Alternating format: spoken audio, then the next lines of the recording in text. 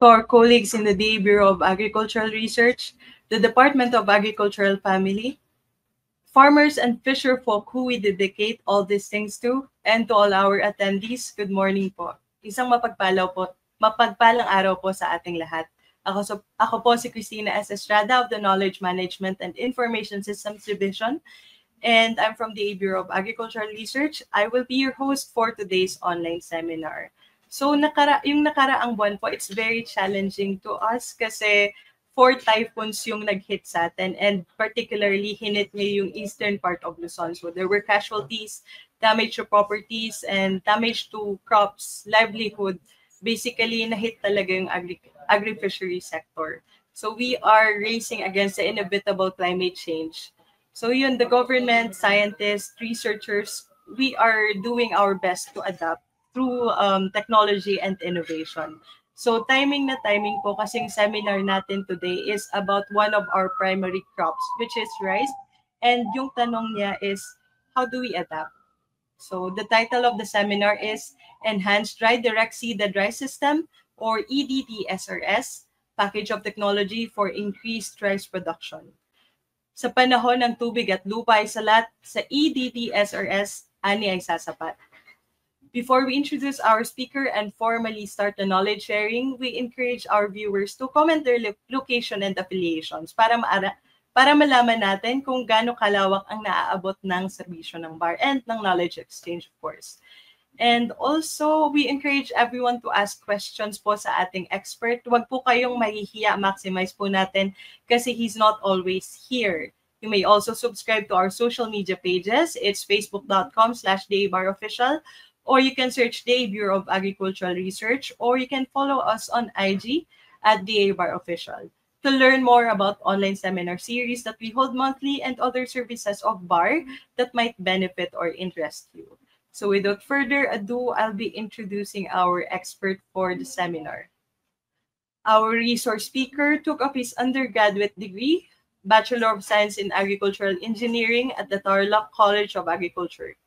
He also holds a degree in Master of Science in Agricultural Engineering, specializing in farm power and machinery at the De La Salle Araneta University. He earned his doctorate degree in Rural Development, specializing in Organization and Management at the Tarlac Agricultural University. He is a researcher, extensionist, a Professor 6, and currently serving as the University Research Director of the Bataan Peninsula State University. He's none other than Dr. Jonathan E. Lacayanga. Palakpakan po natin si Doc Lacay. Good morning, Doc Lacay. Good morning, Christina, at sa lahat po ng kasama natin ngayong umaga sa buong Pilipinas. Kumusta po kayo, Doc? Kumusta po yung daan ng bagyo sa inyo? Siguro mabait si Lord. Sana mabait siya sa buong bansa. Pero nahalikan lang kami ni ang pangalan na? Christine. Si Ito pala, kaharap ko. Salamat, Christine. Hindi mo kami pinuruhan. Anyway, it's nice po to know na okay naman kayo dyan. Buti hindi kayo nadaanan. And sana nga po, mabawasan yung bagyo or less intense na siya. Anyway, I'll be giving the floor to you now po, Doc. Thank you so much po. Yes, salamat, Christine. Ngayong umaga po ay isang malaking pagkakataon sapagkat ito nga ay nabigyan kami ng panahon para ibahagi itong kasalukuyan naming proyekto with the ABAR. Ito yung Enhancing Dry Direct Seeding Package of Technology for Increased Rice Production in Central Luzon. Ito po ay ang layon naman po nito ay makatulong doon sa pag-angat ng ani ng ating palay dito sa Central Luzon. So ito ay pinagatan naming Enhancing Dry Direct Seeding Package of Technology for Increased Rice Production, or EDDSRS.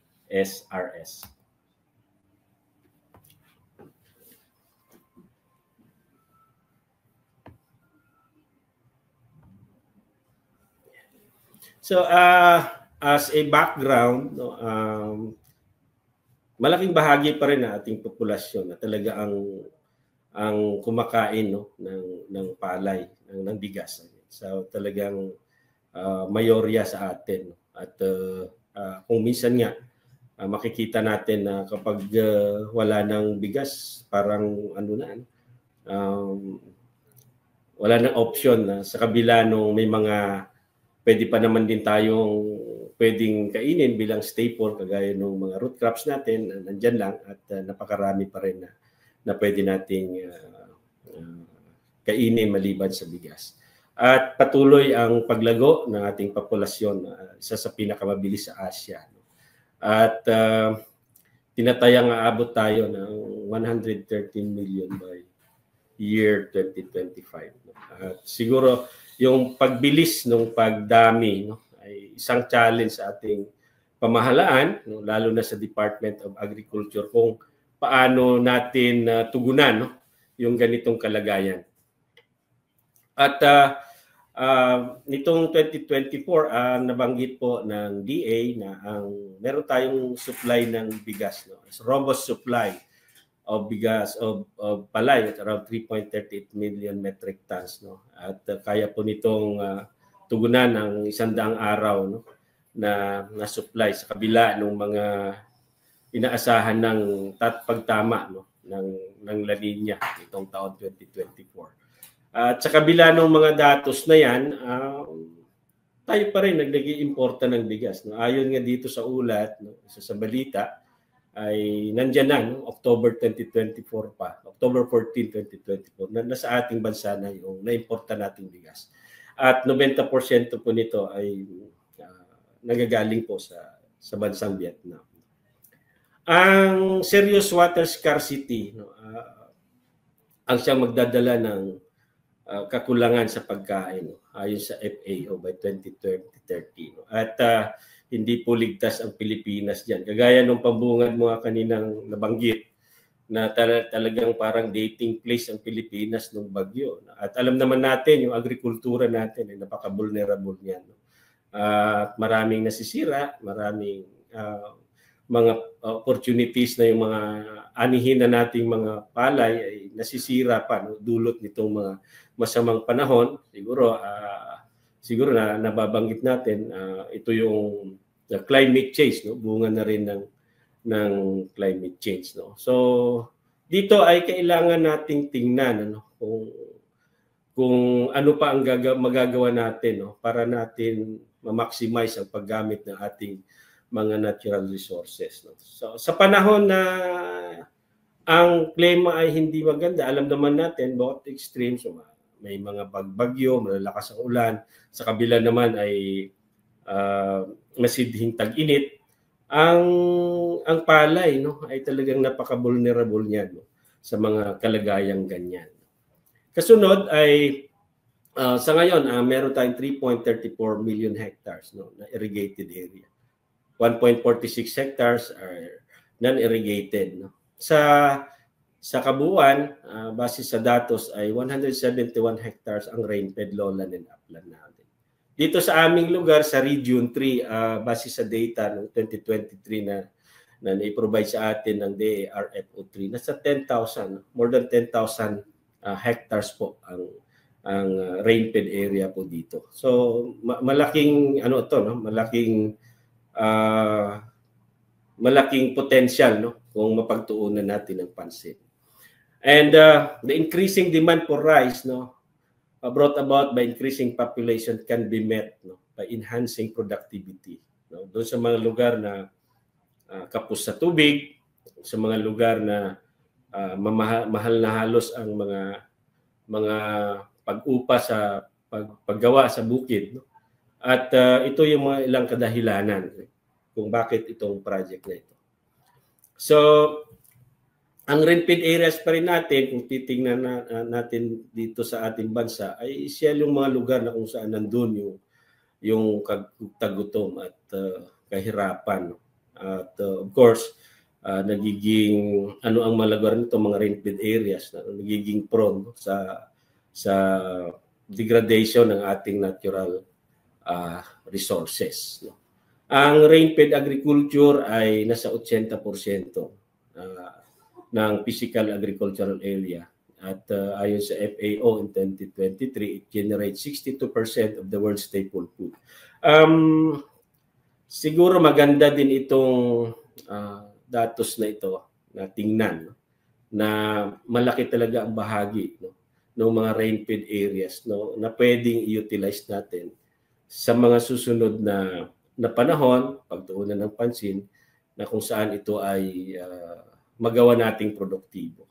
No, recently, efforts were initiated to the Department of Agriculture to strengthen and invigorate the existing rain-fed farming systems. No? So marami ng mga programa ang Department of Agriculture para tingnan, no? Para lalo pang mapakinabangan ang mga sahod ulan na lugar natin dito sa buong bansa. Ano ba nagtulak, no, nitong pananaliksik na ito? Kung titingnan natin, ay nandiyan naman ang ating mga rice production areas, mga irrigated. Pero base doon sa background na nabanggit natin kanina, ay patuloy pa rin nating hinahangad, no, yung pagiging self-sufficient ng bansa, no, in terms of pagkain, no, pangunahin yung palay, no, o yung bigas natin. So what prompted us to push and go on this research is to contribute to the rice self-sufficiency target ng Department of Agriculture sa pamamagitan nitong sinusulong natin, no, yung Enhanced Dry Direct Seeded Rice System. No? So, pag pinagsama-sama natin lahat ito, no, nung mga nakaraan, yung mga luma, no, nating mga pamamaraan sa dry direct seeding ay parang walang masyadong wala masyadong input yung technology, no. Basta na lang yung farmer pag nakita niya na malapit ng tag-ulan, mag-aararo, kung minsan sasabog na lang kahit anong bining available, so on and so forth. But ngayon, itong technology ay naglalaman na ito ng mga proven technologies, no, paggamit ng mga drought-tolerant varieties na na-develop ng ating field rice, nandiyan yung IRI, mga makinarya na rin, no, available na rin yan. At siguro tinatangnan na natin, no, inuugma natin. Then meron na rin kaparaanan paano gumamit ng tamang para episyente pa ang paggamit ng abono. Ang weeds, o ibig sabihin yung pamamahala ng damo, no, pagkontrol ng damo, na kung saan isa ito doon sa pinakamahirap, no, pinakaproblema pagdating sa direct seeding. Pest and disease control, and of course yung water management. No? So kasama po natin dito sa proyektong Enhancing Dry Direct Seeding Technology ay nandyan yung ating DA Regional Field Office, LGUs, state universities and colleges. For now, ang partner pa lang natin sa umpisa nito, we have the UP Los Baños, Central Luzon State University, and Bulacan Agricultural State College. No? Ilang mga community-based organizations din, Farmers Association, at ang pinakahuli nating nakitang magandang partner din para maipalaganap yung technology, itong mga church ministries na nakapokus sila sa kanilang membro, na sila itong mga manggagawa, no? Yung mga farmer nila na member na pwede nating ma-partner, no? Para mapalaganap pa yung technology in dry direct seeding. So ano ba yung EDDSRS, no? Ang EDDSRS o Enhanced Dry Direct Seeded Rice System, ito isang pamamaraan, no, na pagtatanim ng palay sa lupaing hindi pinutik, no, at hindi lubog sa tubig. So unpaddled, unsaturated. Ibig sabihin, maaring ito ay tuyo, maaring ito ay mamasa-masa, ngunit hindi po tulubog sa tubig. Unpaddled, hindi pinutik at unsaturated. Hindi talaga ito ay lubog sa tubig. No? Gamit ang maangkop at subok na teknolohiya sa pagtatanim ng palay. Ibig sabihin, sama-sama na ito, isang sistema na ito ng pagtatanim ng palay, no? Na mayroong mga proven technologies na napapalood dito. So, ano yung mga pakinabang sa paggamit ng Enhanced Dry Direct Seeded Rice System? Base na rin sa mga ilang pag-aaral, malaki ang tulong nito lalo doon sa kaunti lang ang tubig, no, na kakailanganin mo, around 30 to 55% kung na kadepende pa rin sa klase ng lupa. No? Sa mga lugar na sahod ulan lang, siyempre, hintay ka lang ng ulan. Yung iba naman ay babasain yung lupa. Sabi ko nga, hindi ito lubog. Just enough, no, para magkaroon tayo ng tamang panahon para bungkalin ang lupa.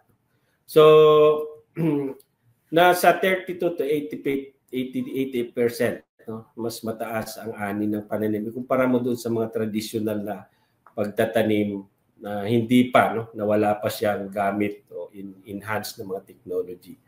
So, naliban doon ay malaki ang tipid natin sa labor, no. Imagine ninyo kung dati kayong naglilipat tanim, no?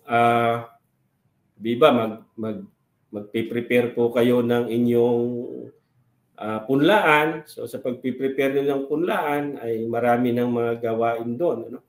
So magsasabog tanim, yung pagbubunot, no, sa amin kasi ay depende, no, sa usapan. Kung ito ay per bilang nung bigkis, nung punla na nabubunot, no, lalo yung mga traditional na transplanting, paglilipat tanim, mayroon ka pang patanim, no.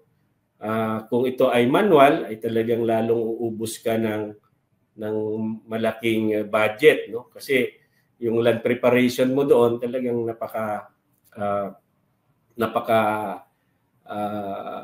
matrabaho, ano. Kaya nga sabi 25% ng kabuuang gastos sa labor ay mula sa pagtatanim ay natitipid mo, no, using the technology, no. So pinapataas nito, no, ang pagkita ng farmer. So ibig sabihin kung mababa ang input natin, siyempre kung binigay ng pagkakataon na mataas ang ani, mas mataas din ang magiging neto natin, no? Kasi kukunti lang ating cost of production. At itong technology angkop sa mga lugar na may kakulangan sa tubig, no? At kung saan ay ngayon nararanasan na nga natin itong climate change o pagbabago ng klima. So nagpapadali din ito ng pagde-diversify ng pananim, no? Sa mga lugar na mga sahod ulan ay maaring nagtatanim sila ng palay sa pag-start ng panag-ulan, at yung mga kasunod naman ho dito maaring nagtatanim din sila ng ilang ibang klaseng pananim maliban sa palay. At isang natitingnan nito sa hinaharap, no, at ito ay may mga pag-aaral na nababawasan, no, yung greenhouse gas emissions natin, kasi nga kung ang lugar ay hindi lubog at hindi nabababad sa tubig yung mga dayami, no, na binubulok natin, so malaking katipiran ito. Ibig sabihin, malaking kabawasan ito doon sa greenhouse gas emission, no. Ito kasi po alam natin, no, yung nabubulok ng mga dayami kapag ito ay nasa bukid, lubog sa tubig, ay maaring mag-release po ito ng methane gas, no. At ayon sa mga pag-aaral, ito ay 20% more hazardous than CO2, no. So kasama po dito sa enhanced dry direct seeding technology ay paggamit, no, ng mga angkop na binhi, no. Ito yung mga drought tolerant variety natin. Karamihan po dito ay itong mga sahod ulan natin, no. Sahod ulan variety na na-develop na ng Philrice, no. Ako po ay na-involve dito sa project noong 2008 pa, no, yung aerobic rice during that time. At ang isa sa pinakamagandang variety na nasubukan namin noon ay itong PSBRC9, no, APO, ano. Then merong NSI CRC192, at sa kasalukuyan nga po karamihan na ginagamit dito ay yung 3-2 natin. And we have partner from private companies na nagpapasubok din ng kanilang mga hybrid variety na matibay na rin, no, sa kakulangan sa tubig, no. Ito nga yung Bigante. Then isa pong karagdagan dito sa technology na ito na dati ay manual na ginagawa, no? Sinasabog, tinutudling. Ngayon may mga na-develop ng technology, no? Kagaya noong makinarya, no? Sa paghahanda at pagtatanim ng palay. No? Ito yung seeder, no? Mga seeder na na-develop na ngayon upang lalo pa nating mapaganda ang pag-establish, no? Pagtanim. No? Hindi yung kalat-kalat, sabog-sabog, at saka hindi maayos, no? Yung kung titingnan natin yung bukid. No? Dito sa technology ito ay ang nire-recommendang dami ng buto ay nasa 60 to 80 kilogram kada hektarya. No? Ito yung certified seeds. No? At kung hybrid naman ang mga ginagamit, karamihan ng mga rekomendadong dami ay nasa 30 bawat hektarya. Pagpapatubig sa mga lugar na sahod ulan ay siyempre yung panalangin natin na umulan sa panahon na iyon. Kalimitan ang ating mga magsasaka sa mga lugar na sahod ulan ay inaasahan, no? Yung unang pagpatak ng ulan. At doon ay maghahanda ng lupa at doon magtatanim ng palay. No? Pero may mga lugar din po naman na tawag natin, no? May mga supplemental irrigation. No? So kasama sa technology ang pag-fertilizer management, pamamahala ng pagkontrol ng damo, weed management, at yung protection ng palay, no? Laban sa sakit at peste. So paano ba ito isinasagawa? No? Una, ang paghahanda natin ng lupa, no? Magsagawa ng summer plowing, ibig sabihin ay yung may residual na ano pa na basa ang lupa, no? Bago matapos ang tagtuyot ay inaararo na natin yan habang hinihintay natin yung panag-ulan, no? So sa ibang mga demo namin, ang kanilang ginagawa ay bago ihanda ang lupa ay kinokontrol yung damo, no? Pinapatay yung damo bago ito araruhin at balsahin o iharo, no?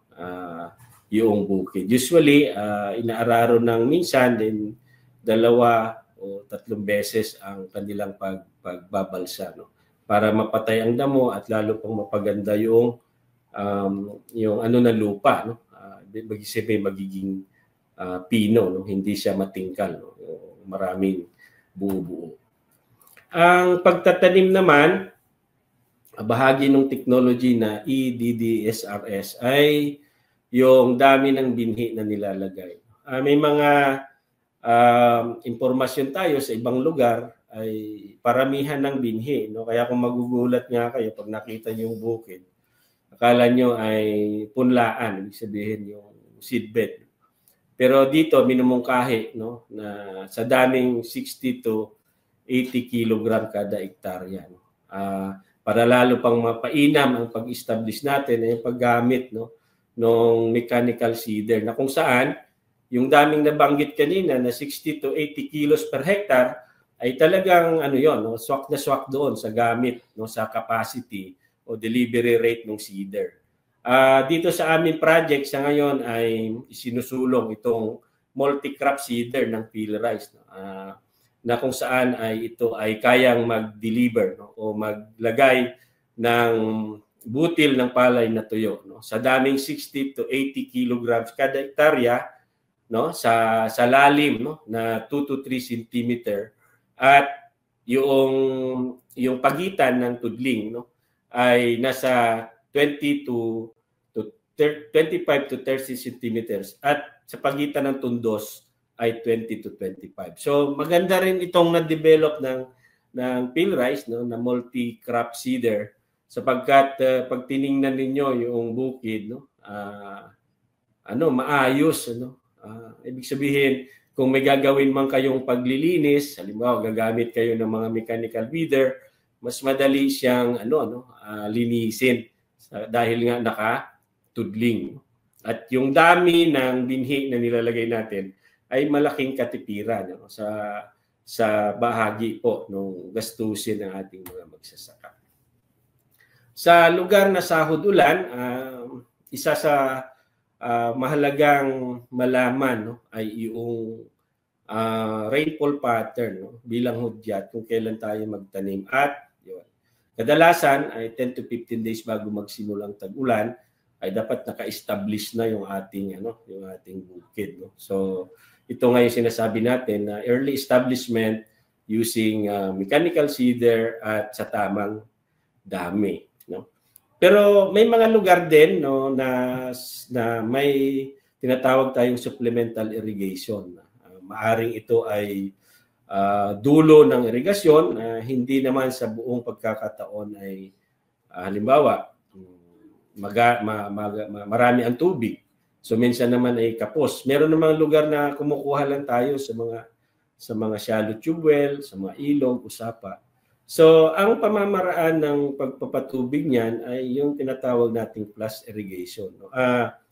Papatubigan mo lang siya after nung pagkatanim ng basa, no? Enough lang para mag-germinate yung buto na itinanim natin, no? Gamit yung ating mechanical seeder na nabanggit kanina doon sa crop establishment.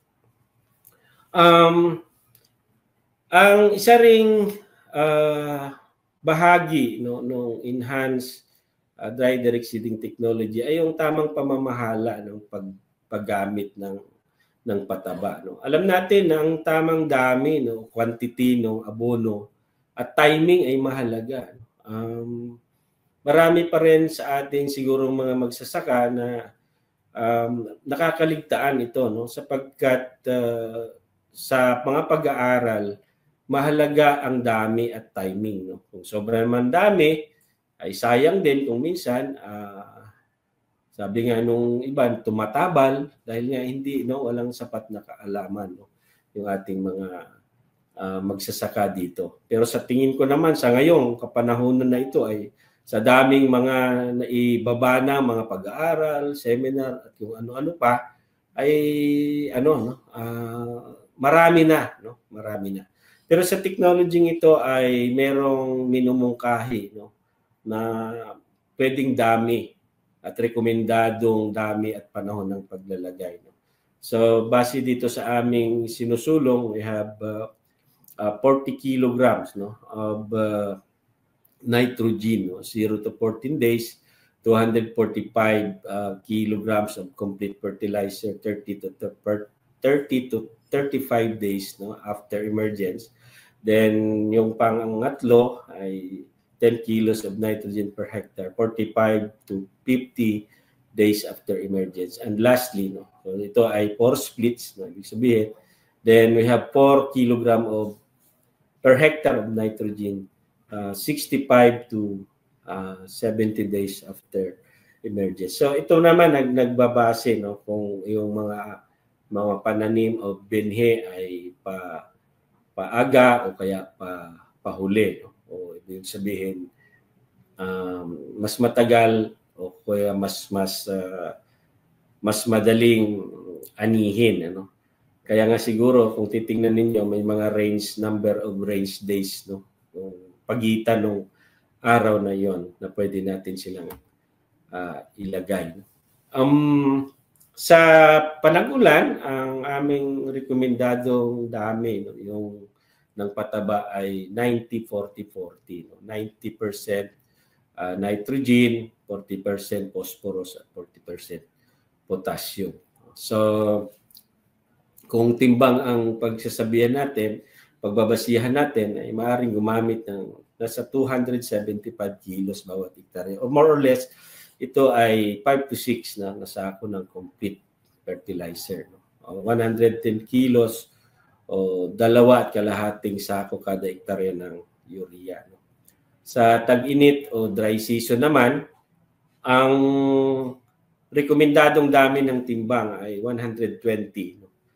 120, 40, 40. No? So alam naman natin na medyo mas maraming pangangailangan ng nitrohino sa panahon ng tag-init. No? So, maaaring gumamit ng 275 kilos kada hektarya ng nitrogen, that is 5 to 6, no, na sako ng complete at 175 kilos or 30 o 3, no? 3.5 sako kada hektarya ng urea. Ang weed management ay isa sa pinakamalaking problema, no, ng magsasaka, lalo sa direct seeding o dry direct seeding, kasi nga kung minsan nakakaligtaan natin na kontrolin, no, yung damo sa mas maagang panahon. Kung meron akong sinusubaybayan na isang grupo na malimit talaga nilang nagiging problema ay yung pagkontrol ng damo, no? Kung titingnan mo, pinapakita nila doon ay mga 2 dangkal na yung damo at magtatanong pa sila kung paano ito kontrolin. Pero itong sinusulong natin ay maaari nating kontrolin ang damo sa pamamaraan ng chemical o mechanical, no? Sa ngayon may mga nadidevelop na rin dito sa aming university ng mga mechanical na pamamaraan, yung mga weeder. Pero ang kalimitan po dito sa ating project, ang gamit ay chemical. Kaya lang, paano? No? Ang tanong na paano? No? Ang maagap na pagkontrol ay malaki ang epekto nito sa gastusin ng magsasaka, no? Sa tubo ng palay. No? Mas magandang habang mas maaga ay makontrol natin ang paglaki ng damo. No? Karamihan, ang ating minumungkahi ay yung pagkontrol ng damo sa panahon ng pagpatak na ng ulan at nakatanim na yung iyong binhi. No? Ito ay yung pag-apply ng selective pre-emergence herbicide. Ito ginagamitan ng Butaclor o kaya itong Ronstar, no? Sa basang lupa, no? Na hindi lubog, no? Ibig sabihin, kailangan sa buto pa lang o kaya papisik pa lang yung damo ay makontrol na natin. Then susundan ito ng susunod na pag-spray kung may mga tumubo na, no? Ito yung paggamit ng contact and systemic post-emergence herbicide. No? Ito ay mga 1 o 2 dahon pa lang nung damo, no? Ma-sprayhan na natin. At kung meron pang mga nakaligtas pagkalipas ng mga 25 to 30 days, no, mahalagang isa lang alang din, no, ang pagpili ng angkop na pamatay damo. So ito ay maaari nating isang guni, no, siguro sa ating mga, lalo dun sa ating mga naka-assign na mga technicians, no, sa mga lokal na pamahalaan, no. Pero dito sa kapararaanan ito, hangga't maaari makontrol natin ang damo sa mas maagang panahon. Ngayon sa pagpapatubig, no, itong sinasabi nga natin na supplemental irrigation sa pang lugar na may pagkuhanan ng tubig maliban, no, doon sa sahod ulan, ay yung flash irrigation ang minumungkahi natin. So very critical po ang flash irrigation at mabilisan lamang na tamaan sa tubig sapat na ito ay mabasa upang magkaroon, no? Itong pag-spray natin, no, kailangan mabasa yung lupa, no? Kailangan mabasa yung lupa. Para nang sa ganon na magkaroon ng contact yung chemical doon sa buto ng damo bago ito tumubo. Sa panahon ng patag-init, no, o dry season, may mga lugar na may supplemental irrigation. Plus irrigation na paraan sa pagpapatubig ang isinasagawa dito. Maaring ito ay gawin lingguhan at gawing 2 beses sa isang linggo kung ito ay malapit na susuhi o gipi, no, hanggang sa ito ay mamulaklak at magkalaman ang butil. So ito ay nagdidepende din, no, yung dami ng bilang ng lingguhang pagpapatubig, no. So kung ang lugar ninyo ay talagang buhanginin, siyempre medyo medyo mas mabilis po ang pagkawala ng tubig, no, doon sa bukid kung ito ay papatubigan natin. Wag na natin sigurong hintayin na magkaroon ng sinabi na leaf rolling, no, yung parang maglulukot yung dahon bago tayo magpatubig ng kasunod, no? Mula doon sa nakaraang time o panahon na nagpatubig tayo sa ating bukid. Ang pamamahala ng sakit at peste, no? Ay may malaking ambag, no, ito sa paglago ng palay, sapagkat kung minsan nakakalimutan natin, lalo na kung pabunga na yung ating palay, ay talagang marami ng mga mga lumalabas na may sakit, may peste nang umaatake, no?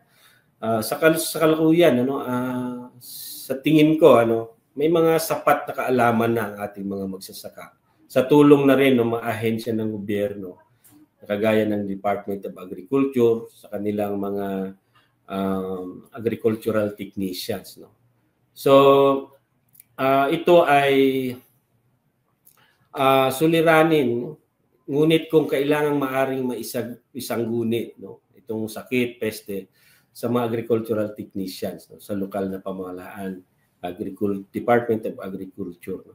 Ang PhilRice ay dalubhas na po dyan, namin na po silang kapaanan para sila ay maabot, may parating sa kanila yung mga ilang katanungan ng ating mga magsasaka patungkol sa sakit, patungkol sa mga peste na umaatake sa kanilang mga palayan. So mga karaniwang sakit naman sa palay ay ito, yung mga bacterial leaf blight, tungro, brown spot, leaf blast, sheath blight, no? Ang mga peste naman po, itong rice bug, rice black bug, itong mga stem borer, green leaf hopper, no? So ilan po 'yan, no, doon sa mga karaniwang peste at sakit na umaatake sa palay. Kagaya nga po nung nabanggit po natin na mahalaga po, no, ang kaalaman pagdating dito, at sa panahon na hindi kailangan natin ng suporta at dagdag kaalaman, ay yung ahensya ng gobyerno natin, kagaya po ng mga trained natin, mga agricultural technicians, at sa mga ilang platform na pwedeng ma-reach out ang mga offices, no? Nabanggit ko kanina, yung PhilRice na partner din natin, ay malaking tulong po ito, no, para sa ating mga magsasaka na mabigyan ng lunas, no, yung kanilang mga katanungan o problema patungkol sa sakit at peste ng palay. Sa ngayon po, dahil 5 buwan pa lang itong aming pag-aaral, itong project, may mga ilan na ring na-conduct, no, o na isagawang pag-aaral patungkol po dito sa dry direct seeded, no, sa major areas na kinonduct ng grupo ni Ocampo noong 2023. No? Ito ay gumamit ng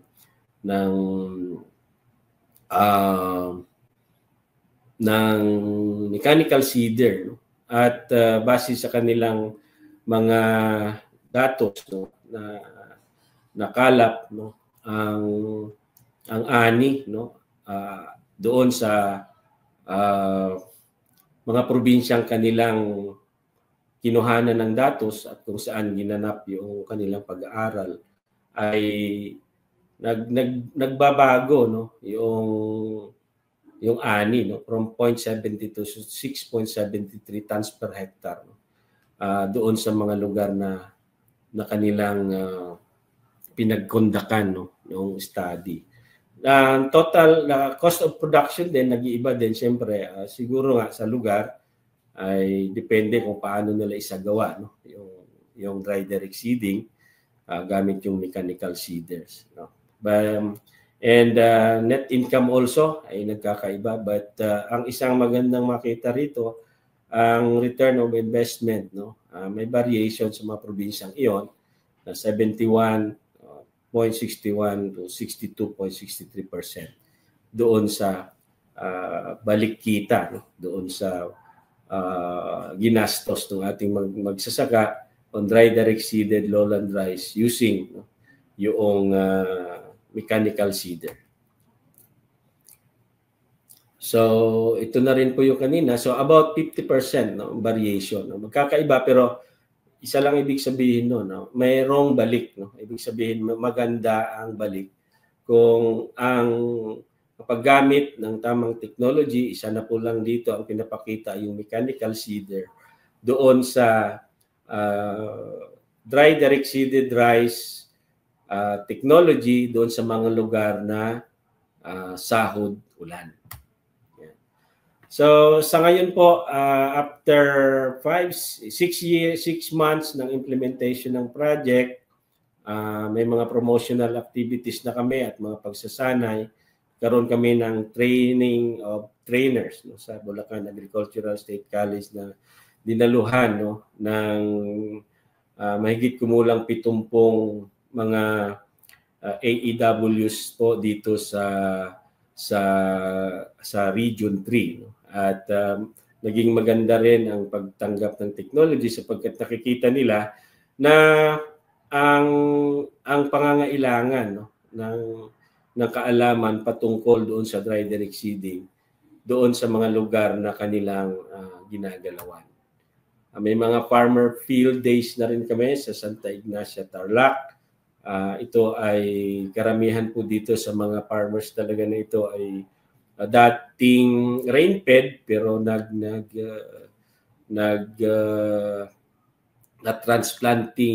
transplanted pa rin ang method pero nakita din nila na malaki ang potential no nitong dry direct seeding na enhance no gamit ang mga technology ang napapaloob na nabanggit kanina no.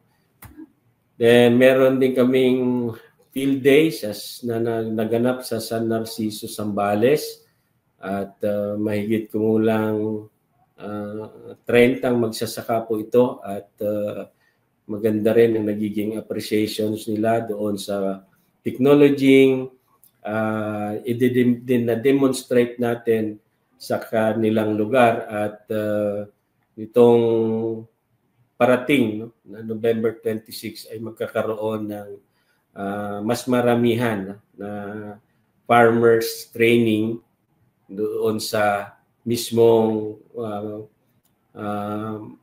Municipal Agriculture Office ng San Narciso, Zambales.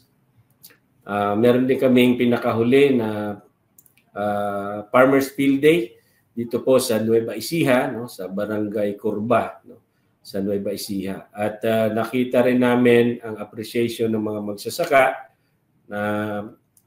na binigyan ng halaga no yung nabanggit kanina no na advantage no or advantages ng dry direct seeding, enhanced dry direct seeding na may mga kaakibat na mga technology na napapaloob po dito.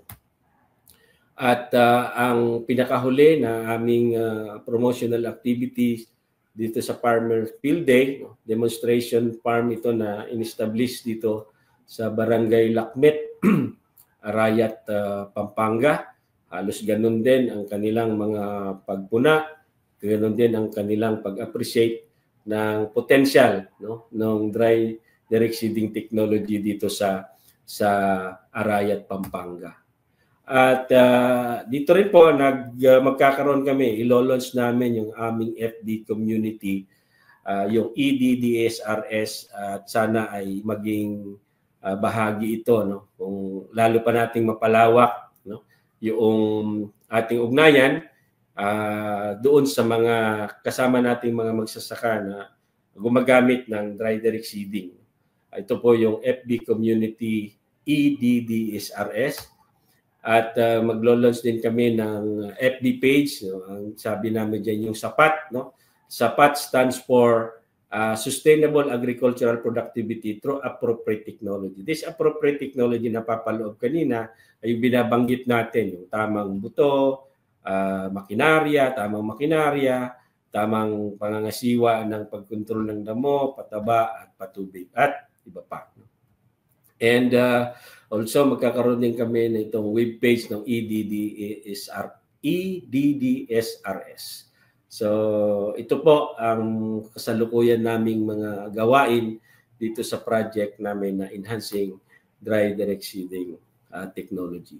So ang aming mga beneficiaryo, siguro ang next end user namin, ito yung kasama namin sa DA, sa ATI, LGU, SUCs o SUCs, no, ang end user natin of course yung ating mga magsasaka doon sa mga lugar, no, gumagamit, no, ng dry direct seeding, no, sa mga sahod ulan area, yung mga upland and lowland, yung mga dulo, no, ng mga irrigation system na nagkakaroon, no, ng mga kakulangan, no, nakakaranas ng kakulangan sa tubig sa panahon ng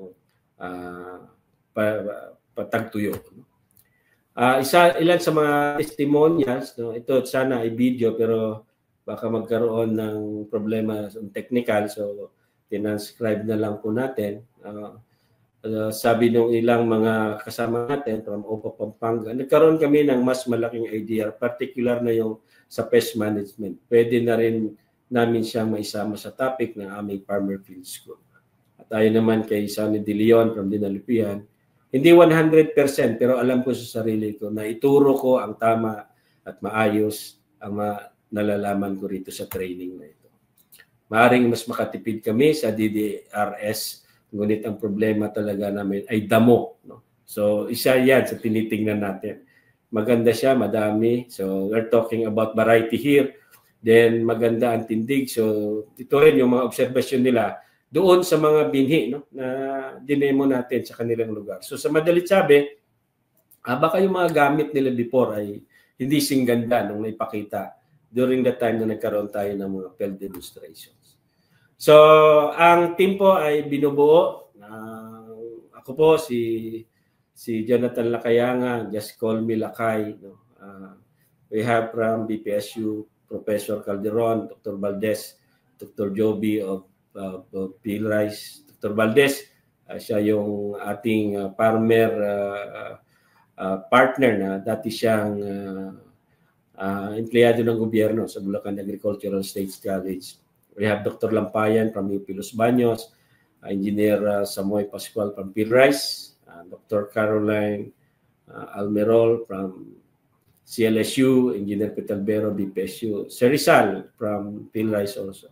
Dr. Ryan Dizon, BPSU, Dr. Hilasio of CLSU, Ma'am Veronica Tayaw from Basi, Miss Guan Lao from BPSU, and Dr. Claire Maria Castillo from CLSU.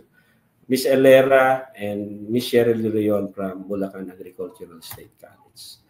So, lagi po naming binabanggit at sinasabi at ito po yung magiging tagline ng project na ito. Sa panahon ng tubig at lupa ay salat, sa EDDSRS, ani ay sasapat. Maraming salamat po sa inyong lahat.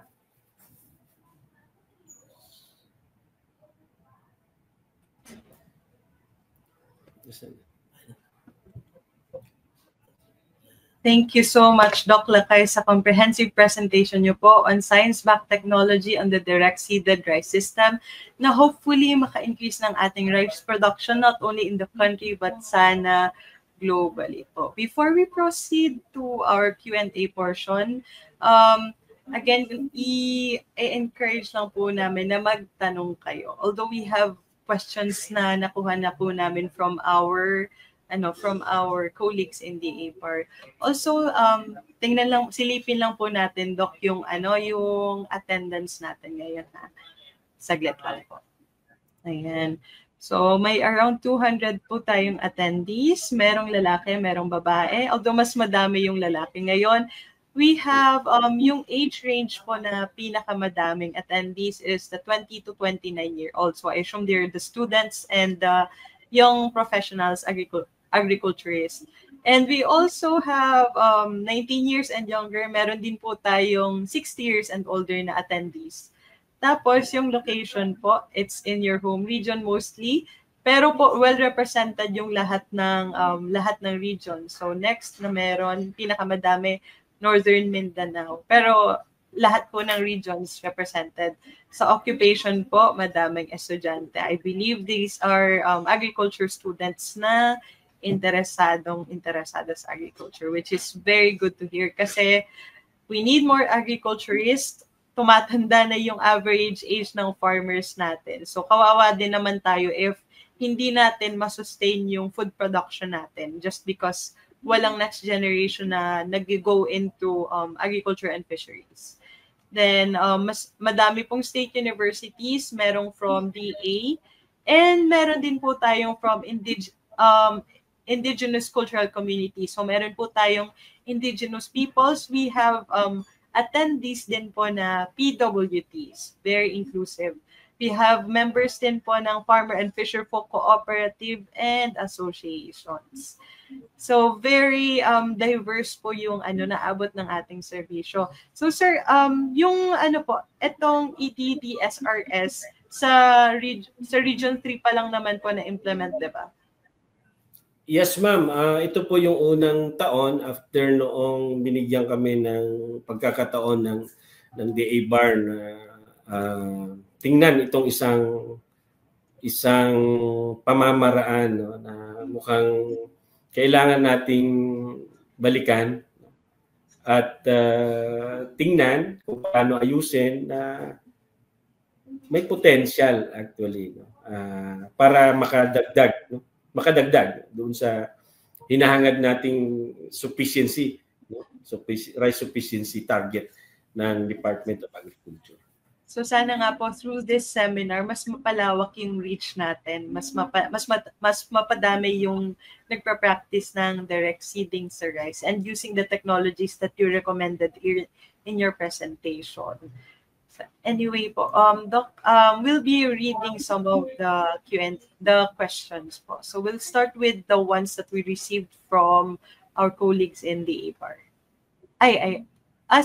Yun po, yan. Ayan, meron po pala. So, according to Sir Ray Marcredo, sir, recommended na po ba ang hybrid rice para sa EDDSRD? Considering po yung presyo ng hybrid seeds, kumusta po ang ROI? Basahin ko lang ulit, Christine.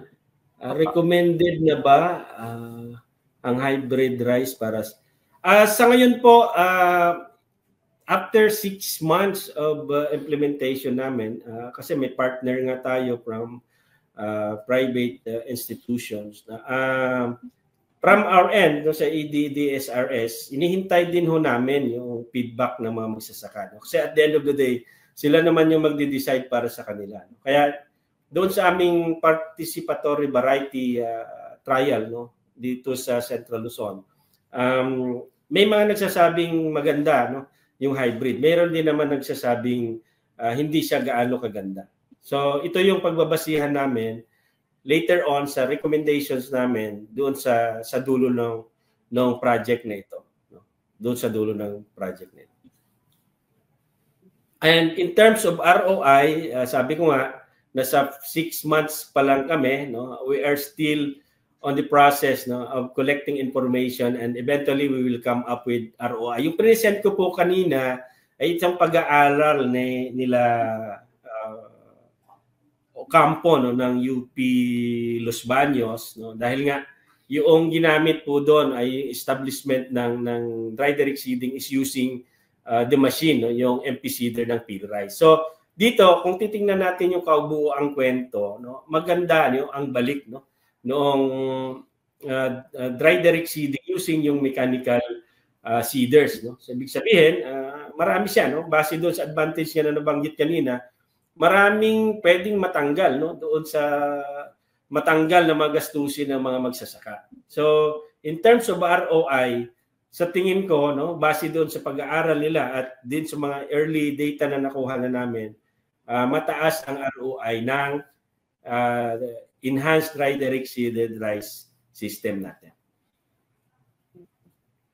Thank you, sir. So basically, sabi ni sir na while nasa start pa lang kasi, parang nasa infancy pa lang yung yung implementation ng project. So pero so far okay po yung ROI and okay naman po yung hybrid, 'di ba?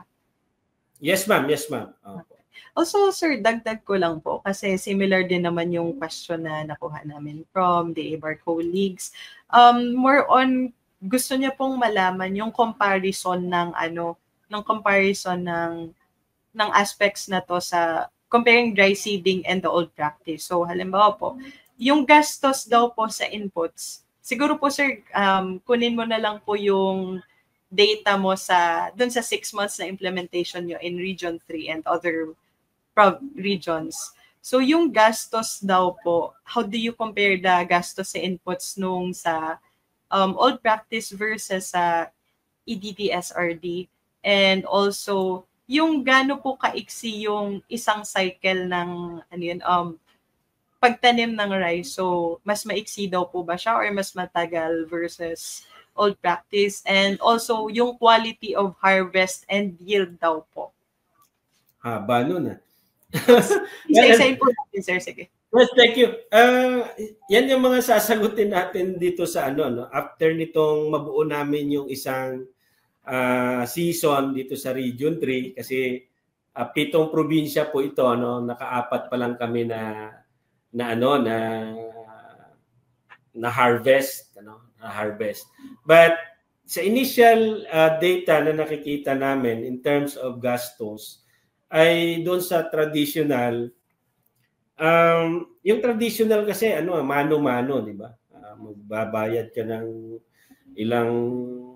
ilang tao paggawa. Pero dahil nga dito, kung nag-input ka ng machine, although mataas ang investment, yung seeds na ginamit mo is mas kukunti, definitely mabababa yung cost noong pag-establish ng dry direct seeding. Ngayon, yung sa tanong naman gaano kahaba, usually ang daloy nito magmula doon sa land preparation, no? Ang mamarkahan mo dito ay bibilangin mo gaano ba katagal yung maturity ng binhi, no? So kung ang maturity ng binhi mo ay 120 days plus say mga 15 to 20 days ang land preparation mo, halos ganun lang din ang tatakbuhin noong isang ikot, even isang yung duration ng yes. In terms of inputs po sir, tapos kung sa labor intensity po halimbawa, ano yung feedback so far ng mga nag-implement? Sa ngayon, base nga doon sa advantage nga ng enhanced dry direct seeding, malaking labor na nababawas mo. Halimbawa, gagamit ka ng mechanical seeder. Dati, tutudlingan mo ng kalabaw yan. No? Kung gusto mong maayos yung establishment mo ng crop, ay mas malaki ang ubusin mo. No? Kasi kukuha ka ng tao, ibubudbud niya yung binhi doon sa na guhitan na bukid. Pero ito, isang pasada lang. Ang custom rate nga nitong MP seeder, no, ayon doon kay Dr. Bautista ng PhilRice ay nasa 800 pesos per hectare. So i-compare mo doon sa gagamit ka ng ilang tao to plant using the method na dry direct seeding doon sa lugar manually, 500 na halos yung upa, no, sa amin, no, na 400 to 500, I mean ang upa ng isang manggagawa sa bukid. So using that data, malaki yung savings ng method nito. So to summarize po, bale sabihin mo na lang po sir kung may na-miss out ako. So Doc, parang yung basically the advantages of using the EDDSRS versus the old practice, and this is just basing on the 6 months implementation kasi bago pa lang po to, di ba? So far, better, according to the implementors, better yung ROI dito. It's less labor intensive. Ano pa ba yung na-miss out ko? Mas mura po ba yung... Maganda yung establishment. Yes. Mas maganda yung establishment mo. That's one thing. Then, yung seeds mo, hindi sindami nung dati. So, ibig sabihin, yung imbis na gumamit ka ng 120 or more than that, ito ang nare-recommenda lang because meron kang mechanical seeder to do that, 60 to 80 lang. Okay, so less din po yung gastos sa inputs. Opo. Exactly, ma'am. Yes po. Opo. Malaking tipid. Kumusta daw po sir yung dun sa yield saka quality nung harvest? yung quality ng harvest kasi nga hindi siya inabot nung masamang panahon, no? Kasi early ang establishment niya. Maganda yung mga naani na palay, no? Doon sa mga demo namin in Zambales, Tarlac, we have in Cuyapo, no? At saka Pampanga. Sabi nga yung panahon kasi siya din ang nagdi-define kung maganda yung ani mo hindi, no? Kung minsan ay dahil nga hindi siya tinamaan ng masamang panahon, maganda yung ani niya. So, i-summarize ko lang po, sir, kasi parang masyadong madaming pros yung nakita natin. So, dahil hindi siya dependent sa weather natin. So, basically, hindi siya nalisya siya no, doon sa panahon na masama yung panahon, na masama yung klima natin. Halimbawa, yung bagyo. No? Parang hindi po siya as affected by the climate, by the weather in the Philippines. Kaya mas maganda po yung yield, mas maganda yung quality, and on top of that, yung nabanggit kanina, mas mataas yung ROI, mas tipid kasi less yung gastos sa farm inputs, and it's less labor intensive. Basically, yes. Time, din siya, parang nakaka-save din siya ng time. Sir, may follow-up question po ako doon. Pero, announce ko lang muna to, baka makalimutan ko po. So, sa mga nanonood po, please answer our feedback and attendance sheet para makakuha kayo ng certificate. Na-post na po namin yun a few minutes ago before matapos yung presentation ni sir. Thank you po. So, anyway, sir, yung follow-up ko po. So, di ba po, kanina sa presentation, you had recommended practices, machines, and like fertilizers, yung MP seeder din, tapos kung ano-ano pa pong ni-recommend din yung halimbawa sa pest control, nutrient management, and other things. Yung mga yun po ba, gaano siya ka-available, widely available in the Philippines?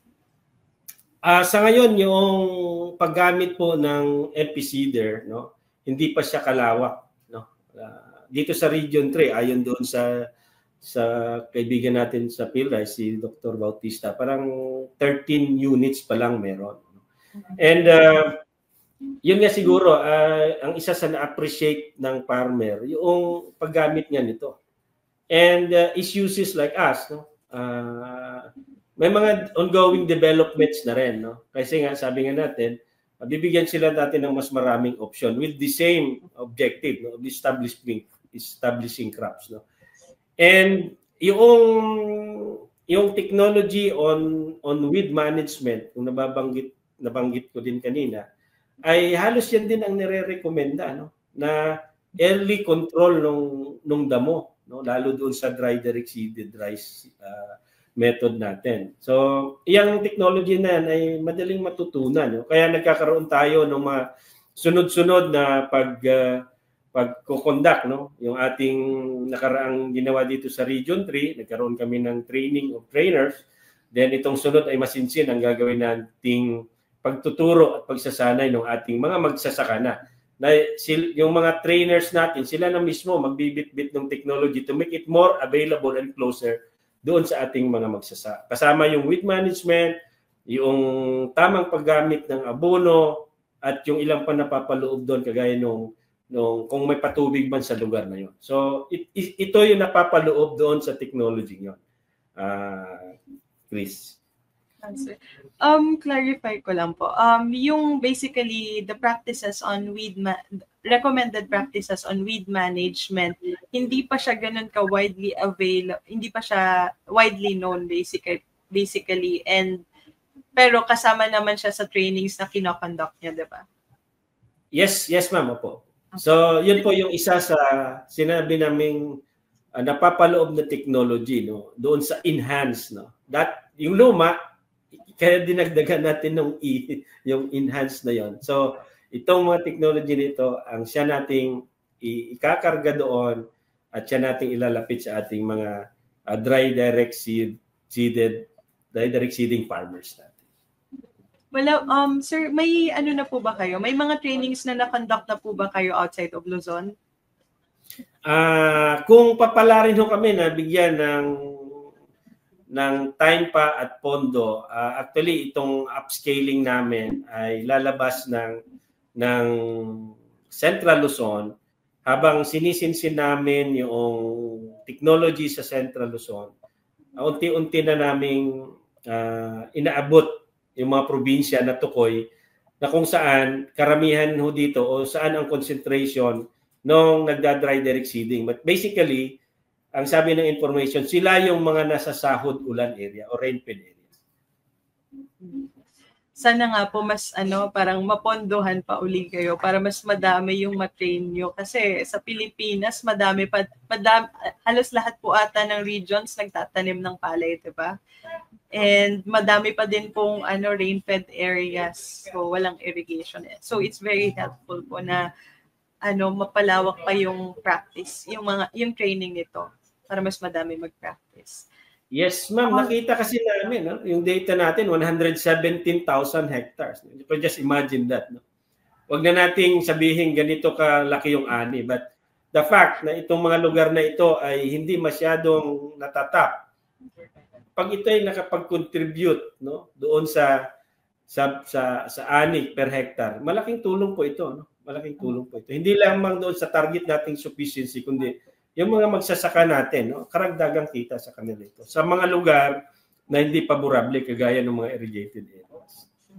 Totoo po. Kasi usually yung mga farmers na walang irrigation, hindi naaabot ng irrigation, sila talaga yung mas nangangailangan ng tulong. So ang ganda po nitong initiative nyo kasi kung sino talaga yung mas nangangailangan, yun talaga yung inaabot nyo. Well, to be fair, lahat naman po kailangan ng tulong. Pero I see this as you are reaching more into the groups that need more assistance, kumbaga. So thank you, sir. Anyway, on to our next question po. Tingnan po natin sa comment section. Ayan. So, from Sir Ruben De Vera, good day po. Meron po kasing fertilizer recommendation apps na dinevelop ang BSWM and Fertrite. Kaya lang para sa transplanted rice lang ito. Kung gagamitin ang recommendation, paano ko po i-adjust sa direct seeding fertilizer recommendation ito? Para timing din. Maraming salamat po. Ay, salamat Sir Ruben. Yung bahagi kanina ng aking presentation, doon sa fertilizer management andun po actually, no, yung aming doon ginamit, no, nire-recommenda ay yung 4 splits, no, 4 splits, 4 na bahagi ng paglalagay ng abono. Pero sa panahon ng panag-ulan, 90-40-40, no? So hindi ko lang mabalikan ko pa yung presentation. 90-40-40, 90 kilogram of nitrogen per hectare. Panag-ulan, wet season. 40 kilogram na phosphorus and 40 kilogram potassium. No? Splits po yun. Baka po may access sila, ma'am, doon sa binigay naming IEC na sinubmit namin before. Baka pwede din naman yata nating i-share yun sa kanila. At pagdating po ng dry season, medyo tumaas yung ating Alam naman natin kasi mas malaki yung pangangailangan. So 120, 40-40. No? Yun po yung doon. Yun po yung dami, no, ng NPK na nilalagay natin. So tama po, no, timing din naman talaga ang kailangan. No? Timing. So sa dry seeding kasi, kung sahod ulan, kailangan may ulan, no? Kasi sayang naman yung abono ilalagay mo na wala namang magtutunaw na ulan. Doon sa mga lugar naman na merong supplemental irrigation, ay siyempre kailangan basahin natin yung field, no? Basahin natin yung bukid. So thank you, sir. We will be posting the naman po, sir. We will be posting the infographics either later or within this week po. Thank you po. Yes, siguro po, sir, we will be on to our last question. Meron pa po ba sa ayan. So this is from Sir Dindo Kadatuan Slaen. How or is there a way to minimize the use of herbicides or pesticides while it lasts? Because I noticed that the weeds and insects are developing resistances as we continue to apply them. Chemicals aside from applying herbicides or pesticides, what other effective methods are there for control? So tamang-tama po, nasa antimicrobial resistance week po tayo. So tama. Yes, ma'am, sir. Thank you, Sir Dindo. Totoo po, habang binobomba natin sila ng binobomba, nagde-develop sila ng certain level of resistance, di ba? So hanggang nagiging resistant ang mga sakit at mga insekto natin, wala na silang pakialam. Tayo naman, lagay pa rin ng lagay, ang epekto nito sa paligid. Sabi nga, walang silver bullet, na isang chemical lang. So siguro, it's an approach na maaring chemical at pwede na rin mechanical kasi marami na rin kaparaanan sa ngayon. It's a matter of putting things together paano natin i-approach para sa ganun na hindi natin nasisira yung ating kalikasan. Yung tamang paggamit at kombinasyon ng mga technology how to control weeds. Sa weeds kasi pwedeng chemical, pwedeng mechanical din. Kaya nga, ang advantage po nitong dry direct seeding using mechanical seeders na nakatudling yung tanim mo, ay pwede mo siyang padaanan ng mechanical weeder. And that mechanical weeder will definitely reduce the amount of chemical na gagamitin mo sa herbicide. So, baka sabi ko kanina, if we can control weeds at the early age, di ba? So, control mo siya sa mas bata pa, then baka mechanical na lang yon na pwede nating gamitin para lalo nating ma-reduce pa yung chemical na ginagamit natin. Not only on herbicide to control weeds, but also to in cases na pagpupuksa at pagkontrol natin ng sakit ng palay. Thank you, sir. Sir, apart from the MP seeder, meron pa po ba kayong, kasi MP seeder, apart from parang nagtatanim siya, diretso, nakaka-weed out din po siya, diba? Do you have any other recommendations pa para ma-minimize yung use natin ng pesticides and herbicides na applicable din as well sa EDDSRS?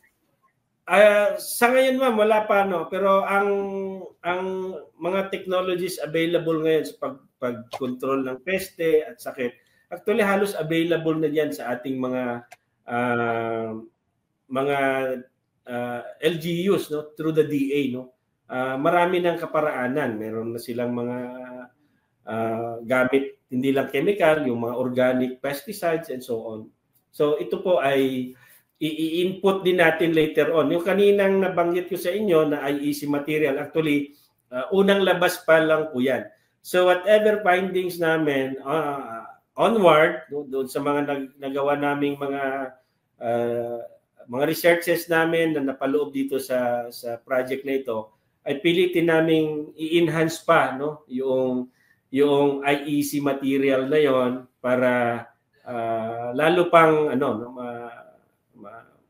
mapag-ibayo at madagdagan pa yung technology available para masagot natin yung concerns ng ating mga dry direct seeding farmers.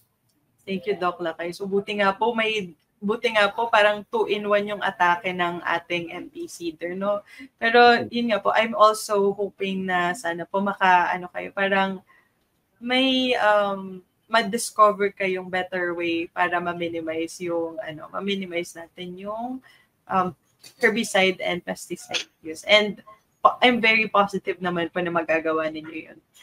Anyway, Doc, we'll be on to our last 2 questions. So, ano po yung words of wisdom or message nyo to the researchers in the agri-fishery sector? Una siguro sa mga farmer, sabi ko nga lagi, paano kayo kung wala na kami? Paano kayo kung wala kami? So, dapat magtrabaho talaga, Yung farmer, sila nakakaranas ng suliranin sa kanilang gawaing bukid. Saan sila lalapit? Ang pinakamalapit nilang pwedeng makapartner diyan at sabihin ito ang suliranin. Bilang nasa academia, researchers, at kayong mga nandyan din sa tamang ahensya ng gobyerno, ay tayo yon pwede mag-partner. Pero bilang researcher, gusto ko laging narinig, ano ba yung problemang pwede nating bigyan ng solusyon? Agaran kung hanggat maaari. Kaparehas nung rice sufficiency na yan. So, andyan na yung irrigated natin na mga palayan, andyan yung mga hybrid. Pero merong isang lugar dito na pwede nating pagtuunan ng pansin para makadagdag doon sa target natin na sufficiency na palay o bigas ng bansa. Sa mga researcher ay sa tingin ko ito yung pinakamagandang parte nung nakita mo na yung naiisip mo ay nakakatulong lalo doon sa suliranin ng ating mga magsasaka, mga mangingisda. So huwag tayong tumigil bilang mga mananaliksik. Tandaan natin na umaasa ang taong bayan sa atin. Patungkol po dito sa suliraning agrikultura. Thank you, sir. Actually, sir, sinagot mo na din kasi yung last question ko sana is words of wisdom to the farmers. So, nasagot mo na din po. So, agree po ako kay Doc Lakay kasi we need to collaborate. So, everything should be multi-sectoral.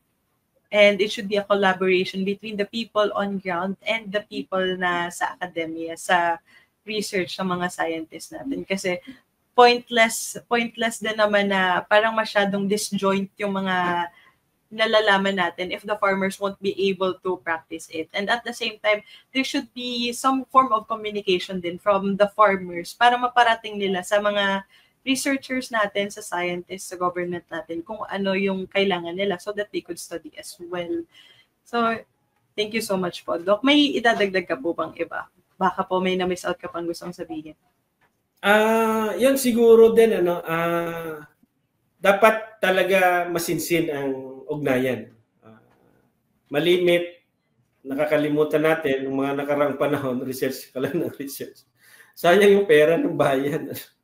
So, kailangan, we researchers, bumaba tayo sa ground. Kausapin natin sila kung ano yung kanilang suliranin. Hindi na ito about the researcher. It is about the farmer who needs a solution to particular concern ng kanilang kaparaanan sa pagbubukid o pangingisda.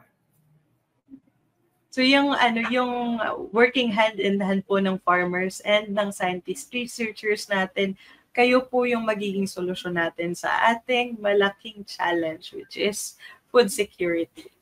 So yun po, sana mas maging malakas pa yung collaboration and communication and partnership natin sa isa't isa. Yes. So anyway, thank you so much po, Doc Lakay, for sharing your expertise and passion to the wider public.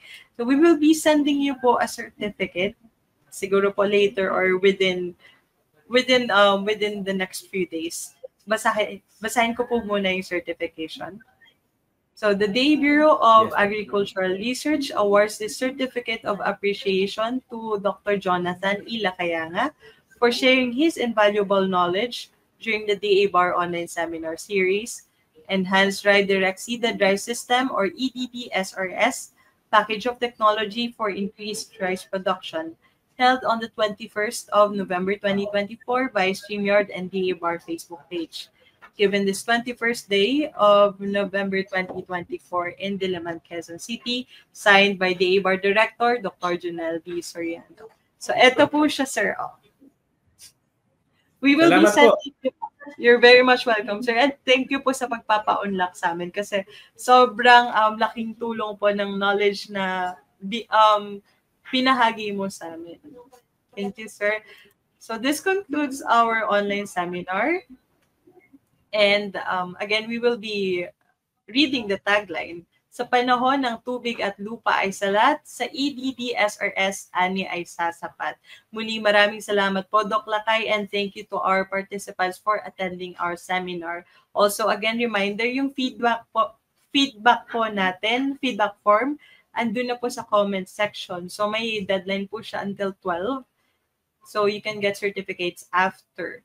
Also po, if you have questions on the seminar, you may also follow the Facebook page of the University of Doc Lakay, which is Bataan Peninsula State University, or you can just type facebook.com/batpen state U, or you can message DA-BAR so that we can forward your questions to Doc Lakay. Also, please follow our social media pages. That's facebook.com/DA-BAR official, or search the Bureau of Agricultural Research, or you may follow us at the ABAR Official.